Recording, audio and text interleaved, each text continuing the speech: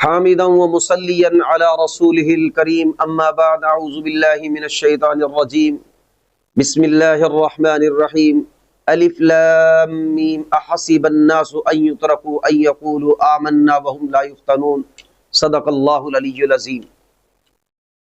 میرا نام محمد عارف سعید، مدرس جامعہ مظاہر علوم کوٹدو، فاضل جامعہ خیر المدارس ملتان، متخصص جامعۃ العلوم الاسلامیہ علامہ محمد یوسف بنوری ٹاؤن کراچی۔ آیت کا خلاصہ بالکل واضح ہے کہ صرف آمنا کہنے سے مومن نہیں ہوں گے جب تک کہ حالات نہیں آئیں گے۔ ایمان والے پر حالات آتے ہیں، آزمائشیں آتی ہیں، امتحان آتے ہیں۔ ان امتحانات اور حالات سے گزر کر پھر وہ ایک سونا بنتا ہے۔ مانسیرا اجتماع کے حوالے سے ایک عالم دین جو ہمارے سروں کے تاج ہیں اور ایک عالمی مبلغ اسلام حضرت اقدس مولانا طارق جمیل صاحب دامت برکاتہم العالیہ نے جس دکھ اور درد کا اظہار کیا ہے، ہم اس کو تسلیم کرتے ہیں کہ واقعی حضرت اقدس کا دکھ اور درد بہت ہے، لیکن بعض شخصوں پر، بعض شخصیات پر انمول چیزیں سجتی ہیں، اور ہمارے حضرت اقدس مولانا طارق جمیل صاحب دامت برکاتہم العالیہ پر حلم، بردباری، برداشت، صبر سجتا ہے۔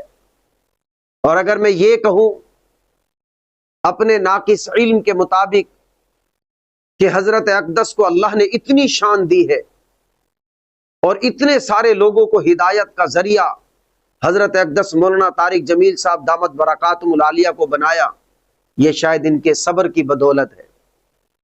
قرآن پاک میں بارہا اللہ فرماتے ہیں ان اللہ مع الصابرین انما یوفی الصابرون اجرهم بغیر حساب۔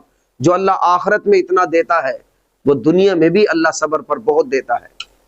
تو مولانا طارق جمیل صاحب دامت برکاتہم العالیہ کو سجدہ ہے حلم، بردباری، صبر، برداشت، حوصلہ۔ لیکن مانسیرا اجتماع کے حوالے سے جو حضرت اقدس مولانا طارق جمیل صاحب دامت برکاتہم العالیہ نے دکھ کا اظہار کیا، اس میں 3 باتیں عرض کروں گا، اپنا حصہ شامل کرنا چاہتا ہوں۔ پہلی بات کہ عوام بالکل اس میں کوئی عمل دخل نہ کرے، یہ بڑوں کی باتیں ہیں، بڑوں ہی سلجھائیں گے ان کو۔ عوام اپنی عاقبت کو خراب نہ کرے۔ کائنات کے پیغمبر سرکار دو عالم صلی اللہ تعالی علیہ وسلم سے حدیث شریف فرمایا جو علماء کو برا بلا کہتا ہے، علماء سے بغض رکھتا ہے، علماء سے کینہ رکھتا ہے، اللہ اس کی نسلوں سے حفاظ علماء قراء کو ناپید کر دیتے ہیں۔ اس کی نسلوں سے علماء پیدا نہیں ہوتے، حفاظ پیدا نہیں ہوتے۔ اس لیے عوام کے لیے میری یہ التجا ہے، درخواست ہے، ہاتھ جوڑ کر، یہ بڑوں کی باتیں ہیں، بڑوں تک رہنے دیں، آپ صرف خاموشی کریں۔ اگر آپ کچھ کرنا چاہتے ہیں تو دعائیں کریں، اللہ حضرت اقدس مولانا طارق جمیل صاحب دامت برکاتہم العالیہ اور ہمارے بزرگوں کے درمیان مساہلت فرما دے۔ آپ کا کام یہ ہے۔ رہی بات اپنے آئیڈیل شخصیت حضرت مولانا طارق جمیل صاحب دامت برکاتہم العالیہ کے اس بیان کے حوالے سے، تو میں اپنی چھوٹی سی زندگی کے اندر، اگرچہ میں مولانا طارق جمیل صاحب دامت برکاتہم العالیہ کا فین ہوں اور بہت سارے ہیں، تو میں نے یہ دیکھا کہ آزمائش اور حالات کے اسباب میں ایک سبب اپنے اکابرین اور اسلاف سے ہٹنا بھی ہے۔ اور بیشتر مسائل کے اندر، چونکہ میرا تعلق دارالافتاء سے ہے، بیشتر مسائل کے اندر جہاں اکابرین اور اسلاف نے خون پسینہ بہا کر اس علم کو مرتب کر کے عوام تک پہنچایا تھا تاکہ عوام میں انتشار نہ ہو، تفرقہ نہ ہو، وہاں حضرت اقدس مولانا طارق جمیل صاحب دامت برکاتہم العالیہ کا ان اکابرین اور اسلاف سے ہٹتا نظر آیا۔ اور اسباب امتحان میں، اسباب آزمائش اور حالات کے اندر ایک سبب یہ بھی لکھا ہے کہ اپنے اکابرین اور اسلاف سے جب ہٹیں گے تو آزمائش اور امتحان میں آ جائیں گے۔ تو اس لیے اپنے اکابرین اور اسلاف پر مکمل اعتماد اور بھروسہ رکھیں، اور عوام کو بھی اپنے اکابرین اور اسلاف سے جوڑے رکھیں۔ انشاءاللہ اللہ آپ کو جلد ان حالات سے نکالیں گے۔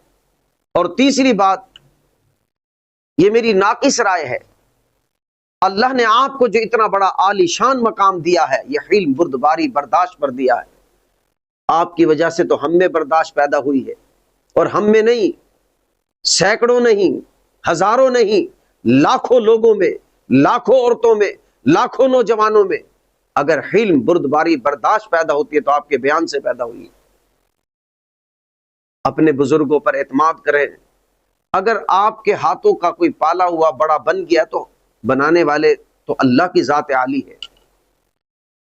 آپ لوگوں کو ایسے ہی بچائیں اختلاف سے جیسے اب تک بچاتے آئے ہیں۔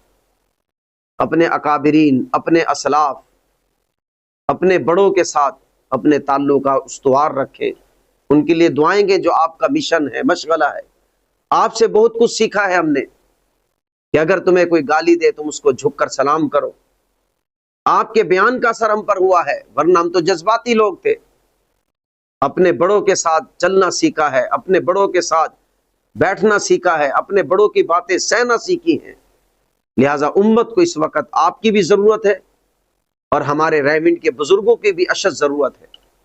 واقعی آپ کی محنت با کمال ہے، لیکن یہ با کمال محنت کے پیچھے اللہ کا فضل ہے اور آپ کا حلم، بردباری، صبر ہے۔ لہٰذا اپنی واپس اسی روش پر آ جائیں جو آپ کا ترہ امتیاز ہے، جو آپ کا صحرا ہے، جو آپ پر سجتی ہے بات، جو ٹھاندی ہے تو آپ کو یہ ہے کہ آپ بردباری، حلم، برداشت سے کام لیں، اپنے اکابرین، اسلاف، بڑوں کے ساتھ چلتے رہیں، چلتے رہیں۔ آپ کو بیان، آپ تو ماشاءاللہ جہاں بیٹھ جائیں تو لاکھوں کے مجمع وہاں سے شروع ہو جاتا ہے، لیکن اس وقت آپ کی بھی امت کو ضرورت ہے اور ہمارے ریونڈ کے بزرگوں کی بھی امت کو ضرورت ہے۔ آپ کے لیے وہ چھوٹے ہیں لیکن ہمارے لیے تو ریونڈ والے بہت بڑے ہیں۔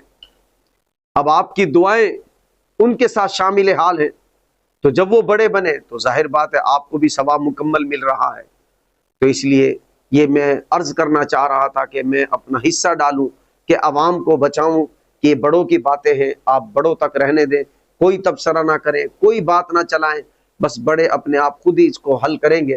اور نمبر 2، میں ادنا سا طالب علم ہوں، میں نے جب حالات اور آزمائشوں کے اسباب دیکھے تو اس میں ایک سبب اپنے اکابرین اور اسلاف سے دوری ہونا بھی ہے۔